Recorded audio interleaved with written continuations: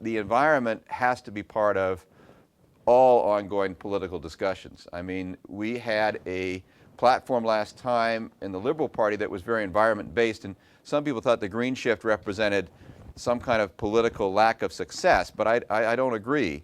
I think essentially it was an expression, probably the first expression of an environment-led platform, but I don't think it's possible for any party to at least try and to get away with not trying to have environment now as a significant integrated element in their platform. And we'll see the extent to which that's true as the next election comes forward.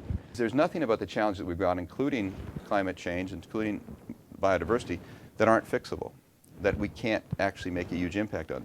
Some parties will continue to get away with, whether as individuals, political parties, entities out there, with trying to feed us this fake or false trade-off, that we can only move forward economically if we trade things off environmentally, and that environmental advancement is at the gain of our economic well-being, or if there's a single job to be lost somehow, that's justification for not looking after ourselves. By and large, sustainable development is beneficial for everyone that it touches. There's nothing smart or good about industry being allowed to use resources in a way that rob the next generation. It's only us, the Australians, and the Americans that are that wasteful with energy. 90% of the homes in Canada are not retrofitted, that could be, are not retrofitted.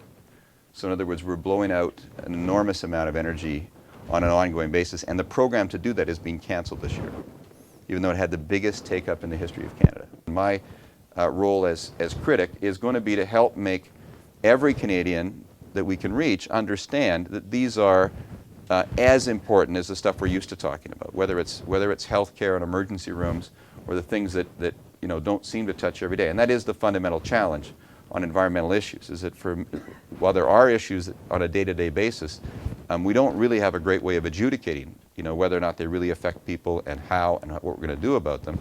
And I think the federal government has to take a role here.